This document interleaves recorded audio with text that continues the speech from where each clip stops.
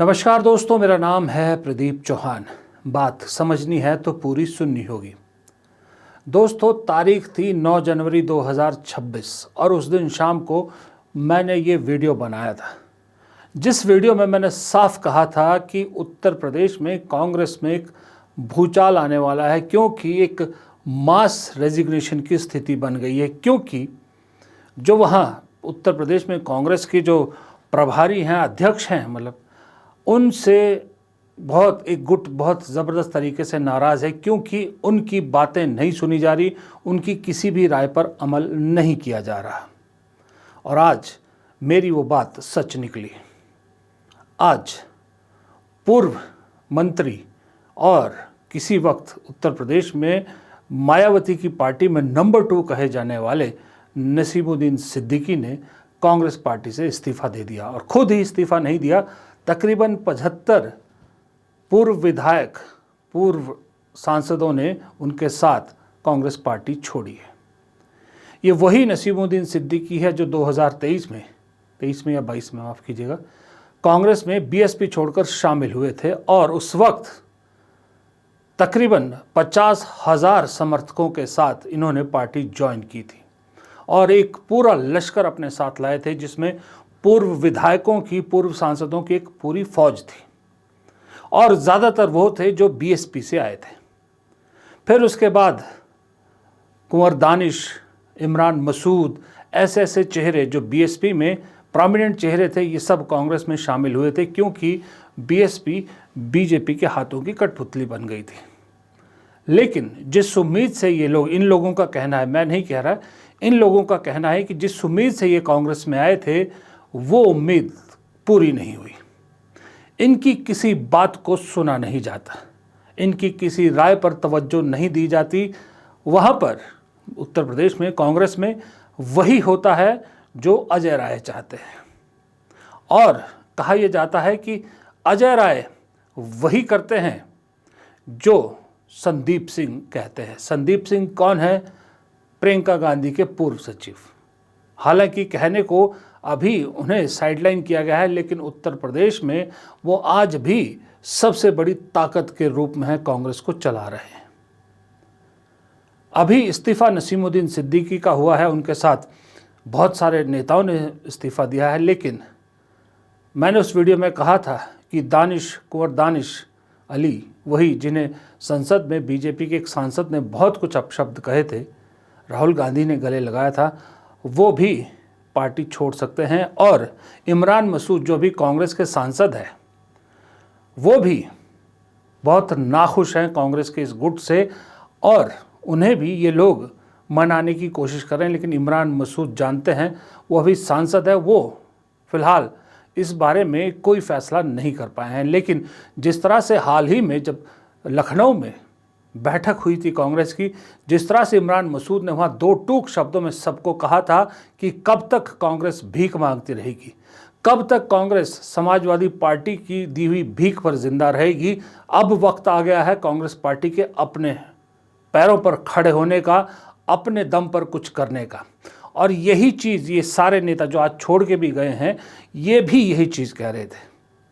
इनका कहना है कि समाजवादी पार्टी धिक्कार रही है कांग्रेस को, 40 सीट ऑफर कर रही है 403 की विधानसभा में, जबकि इनका कहना है कि या तो कांग्रेस अपने दम पर अकेले चुनाव लड़े, ज़्यादा से ज़्यादा हार होगी, इससे ज़्यादा क्या होगा, या फिर अगर समझौता करना मजबूरी है तो फिर मायावती के साथ चला जाए और 50-50 कम से कम 202 सीट पर लड़ा जाए, ताकि कांग्रेस को अपनी ज़मीन वापस हासिल करने का एक मौका मिले।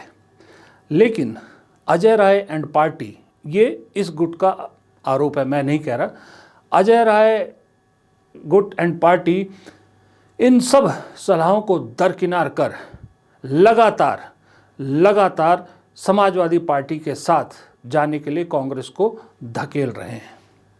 वो चाहे प्रमोद तिवारी हों, चाहे वो अजय राय हों, चाहे और पुराने लीडर हों, यहाँ तक कि सलमान खुर्शीद भी, ये सब पुराने लीडर समाजवादी पार्टी के साथ ही कांग्रेस को जाने के लिए मजबूर कर रहे हैं और कह रहे हैं कि जो भी एक तरह से समाजवादी पार्टी ऑफर करे उसी को मान लेना कांग्रेस की मजबूरी है। इस चीज़ से मैं भी इत्तेफाक नहीं रखता कि मजबूरी किस चीज़ की मजबूरी। कांग्रेस के पास उत्तर प्रदेश में खोने को क्या है, बल्कि जो कुछ है पाने को है। ये लोग एक तर्क देते हैं कि कांग्रेस के पास मौका है, बीएसपी ने जो ज़मीन हड़पी थी, कांग्रेस का जो वोट हड़पा था, उसे कांग्रेस अपनी तरफ कर सकती है। लेकिन जब समाजवादी पार्टी आपको 40 सीट दे रही है तो आप बीएसपी के इतने बड़े वोट बैंक को कैसे हथिया लोगे? कोई मुझे ये गणित तो समझाए। अगर कांग्रेस 403 पे अकेले लड़ती है, मैं भी कहता हूं कि चलिए बीएसपी को छोड़िए, बीएसपी के साथ जाने की ज़रूरत नहीं है। कांग्रेस अगर 403 में से 350 सीट पर भी अकेले लड़ती है, 300 सीट पर भी, तो ज़्यादा मौका है बीएसपी के वोट को अपनी तरफ खींचने का, या 40 सीट पर समाजवादी पार्टी के रहमो करम पर, उनकी दी हुई सीटों पर लड़के बीएसपी का वोट हासिल करने का मौका ज़्यादा है? आप ज़रा खुद सोचिए इस बात को। अब बात रही नसीमुद्दीन सिद्दीकी के जाने का, क्या फ़र्क पड़ेगा कि नसीमुद्दीन सिद्दीकी क्यों इम्पोर्टेंट है कांग्रेस के लिए। बहुत सीधी सी बात है। नसीमुद्दीन सिद्दीकी कोई छोटा मोटा नाम नहीं है उत्तर प्रदेश की राजनीति में। जो उत्तर प्रदेश के रहने वाले हैं और जो उत्तर प्रदेश की राजनीति जानते हैं, उन्हें मालूम है कि नसीमुद्दीन सिद्दीकी क्या चीज़ है। एक ज़माने में मायावती के नंबर 2 थे। ये अलग बात है कि बाद में मायावती के साथ अनबन हुई तो पार्टी से निकाल दिया गया। लेकिन मुस्लिम चेहरे के तौर पर उत्तर प्रदेश में बहुत बड़ा नाम है नसीमुद्दीन सिद्दीकी। इसमें आप कुंवर दानिश अली और इमरान मसूद का नाम भी जोड़ लीजिए तो 3 बड़े मुस्लिम चेहरे कांग्रेस से नाराज़, कांग्रेस की जो अभी कार्यकारिणी है उत्तर प्रदेश की, उससे नाराज़ 3 मुस्लिम बड़े चेहरे जो समाजवादी पार्टी के साथ जाने के लिए बिल्कुल मना कर रहे हैं। उसके बावजूद पार्टी अगर इनकी अनदेखी करती है तो उत्तर प्रदेश जैसे राज्य में मुस्लिम वोट कैसे कांग्रेस के साथ आ सकता है। नसीमुद्दीन सिद्दीकी के बारे में कहा यह जा रहा है कि वही नसीमुद्दीन सिद्दीकी जो कह रहे थे कि कांग्रेस अकेले लड़े, अब वो मजबूरी में समाजवादी पार्टी की तरफ जा सकते हैं। आप कहेंगे कि ये तो कॉन्ट्रडिक्शन हो गया। एक तरफ कह रहे थे कि समाजवादी पार्टी से तालमेल नहीं रखना है, अकेले लड़ना है, दूसरी तरफ खुद वहीं जा रहे हैं। वो इसलिए जा रहे हैं नसीमुद्दीन सिद्दीकी समाजवादी पार्टी के साथ कि अपनी राजनीति को जिंदा रखने के लिए उनके पास और कोई ऑप्शन नहीं है। बीजेपी के साथ वो जा नहीं सकते, मायावती उन्हें लेगी नहीं, तो अल्टीमेटली एक ही ऑप्शन बचता है, वो है समाजवादी पार्टी। पर अब ऐसे में कांग्रेस को समाजवादी पार्टी से भी सवाल पूछने चाहिए कि ये कैसी दोस्ती है, ये कैसा गठबंधन है जहां हमारी पार्टी तोड़कर आप नेताओं को अपनी पार्टी में शामिल कर रहे हैं। ये तो गठबंधन का धर्म नहीं हुआ। कम से कम इन्फॉर्म तो किया जा सकता है, पार्टी को पूछा तो जा सकता है, अगर ऐसा होता है कि अगर नसीमुद्दीन सिद्दीकी समाजवादी पार्टी में जाते हैं तो। और इसका इम्पैक्ट सिर्फ उत्तर प्रदेश तक नहीं रहेगा, मैं आपको बता रहा हूँ। धीरे धीरे जो मुस्लिम चेहरे, मुस्लिम जो लीडर्स हैं, वो जो कांग्रेस से धीरे बेरुखी सी दिखाने लगे हैं, वो कांग्रेस को बहुत नुकसान पहुंचाने वाली है। कुछ दिन पहले बिहार में शकील अहमद, सीनियर कांग्रेस नेता, उन्होंने भी कांग्रेस छोड़ी है।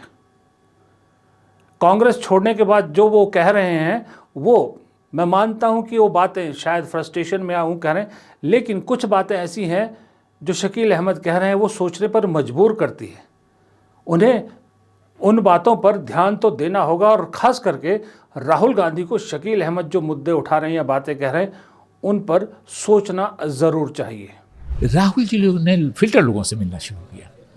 फिल्टर लोगों से क्या मिलना शुरू किया कि जैसे आप बिहार के इंचार्ज हैं, मैं बिहारी हूँ, मैंने राहुल गांधी जी के यहाँ फ़ोन किया। वैसे मैंने पिछले 5 साल से राहुल गांधी जी के यहाँ टाइम नहीं मांगा है, जो सच्चाई है, लेकिन अगर मान लीजिए मैंने माना तो उनके ऑफिस में आ गया कि भाई ये आदमी मिलना चाहता है।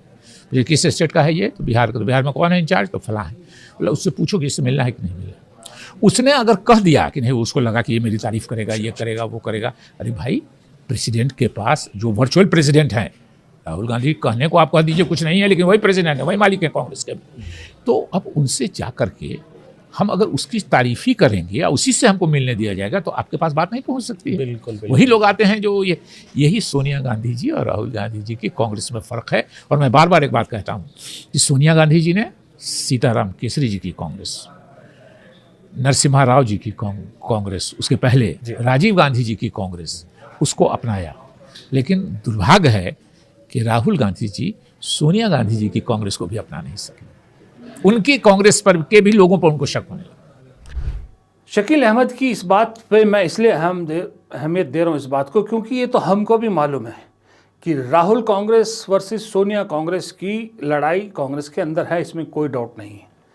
लेकिन शकील अहमद ने जो एक बात कही वो बड़ी महत्वपूर्ण है कि सोनिया गांधी ने राजीव गांधी से लेकर सीताराम केसरी तक की कांग्रेस को अपनाया, लेकिन राहुल गांधी सोनिया गांधी की कांग्रेस को नहीं अपना पा रहे हैं। अब इसमें दोनों चीज़ों पर सोचा जा सकता है। एक तो ये कि जो शकील अहमद कह रहे हैं वो लगता है कि भाई राहुल गांधी क्यों नहीं इन लीडर्स को तवज्जो दे रहे हैं, इनके एक्सपीरियंस काम आएगा। और दूसरा पक्ष ये भी है कि राहुल गांधी कांग्रेस को युवा बनाना चाहते हैं, कांग्रेस को एक नई पहचान देना चाहते हैं, इसलिए ये चली हुई तोपों को, चले हुए कारतूसों को धीरे धीरे वो साइड करना चाहते हैं। और शायद उसी चीज़ की फ्रस्ट्रेशन शकील अहमद के जो उसके बाद जो बयान है उसमें भी दिख रही है, गुलाम नबी आज़ाद में भी पहले दिखी थी। लेकिन जब बात उत्तर प्रदेश की आती है, जब बात ये नसीमुद्दीन सिद्दीकी या इमरान मसूद या दानिश अली की जैसे नेताओं की आती है, तब सोचने पर मजबूरी होती है कि असल में कांग्रेस हाईकमान को ये तो पता करना चाहिए कि उत्तर प्रदेश में कांग्रेस चला कौन रहा है आखिरकार। जो मेरे सूत्र बता रहे हैं कि संदीप सिंह ने उत्तर प्रदेश में सर्वे किया कि किस किस सीट पर कांग्रेस का कौन कैंडिडेट मजबूत है, और मज़े की बात है उस लिस्ट में नसीमुद्दीन सिद्दीकी का नाम भी नहीं आता।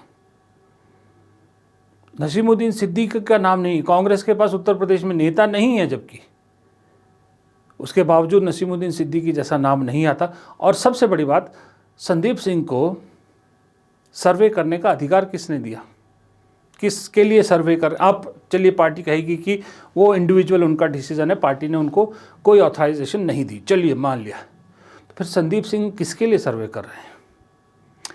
क्यों संदीप सिंह आज भी उत्तर प्रदेश की राजनीति में रेलेवेंट है, जबकि वो प्रियंका गांधी के साथ अब डायरेक्टली एसोसिएटेड भी नहीं है।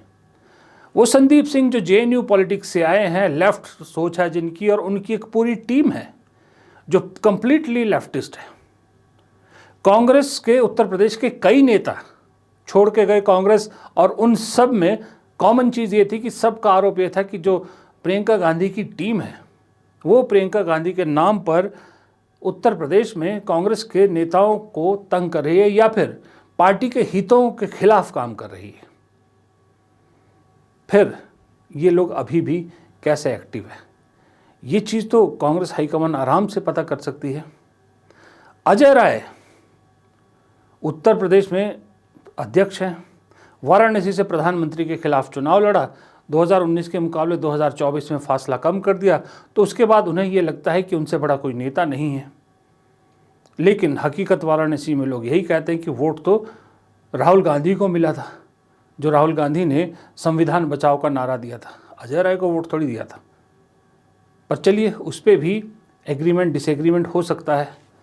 लेकिन प्रमोद तिवारी फिर अचानक क्यों ये कैंपेन पे उतर आए हैं, क्यों लगातार ये कह रहे हैं कि जो भी होगा गठबंधन तो समाजवादी पार्टी से ही होगा? क्या पार्टी ने ऑथराइज कर दिया है उन्हें? अगर ऐसा है तो पार्टी ने कोई नोटिफिकेशन तो जारी नहीं की कि आप ऐसे बोलिए। अगर ऑथराइज्ड है तो पार्टी क्लियर करे कि हाँ प्रमोद तिवारी को ऑथराइज किया हमने कि गठबंधन पे वो बोल सकते हैं जो भी बोलना हो। ये सब चीज़ें हो रही है उत्तर प्रदेश में, और इस तरह से उत्तर प्रदेश का संगठन चल रहा है। और फिर आप बात करते हैं संगठन सृजन की, फिर आप बात करते हैं अपनी ज़मीन वापस लेने की। उत्तर प्रदेश में जब तक अपने आप को टेस्ट नहीं करोगे तो कैसे आपको पता लगेगा कि देश के सबसे बड़े सूबे में आप हर बार फिसड्डी क्यों हो जाते हैं, हर बार मुंह की क्यों खाते हैं, हर बार आपको कामयाबी क्यों नहीं मिल रही, वो भी उस पार्टी को जिसको 2009 में सबसे बड़ी पार्टी बनाया था लोकसभा चुनाव में, जिस उत्तर प्रदेश ने शायद 20 या 22 सीटें जीती थी। ऐसा क्या हो गया 15 सालों में कि पार्टी अब विधायकी का चुनाव जीतने में भी नाकामी हासिल कर रही है? ये सोचना तो पड़ेगा। फिलहाल इस वीडियो में इतना ही। वीडियो पसंद आए तो लाइक कीजिएगा, शेयर कीजिएगा, कमेंट बॉक्स में आपकी राय बहुत ज़रूरी है, और चैनल को अब तक सब्सक्राइब नहीं किया प्लीज़ चैनल को सब्सक्राइब कीजिएगा। बहुत थोड़ा सा 1 सेकंड का टाइम लगता है सब्सक्रिप्शन का बटन दबाने के लिए, लाइक का बटन दबाने के लिए। हाँ, अगर आप कमेंट बॉक्स में अपनी राय देंगे तो वो हमारे लिए बहुत ज्ञानवर्धक साबित होगी। नमस्कार।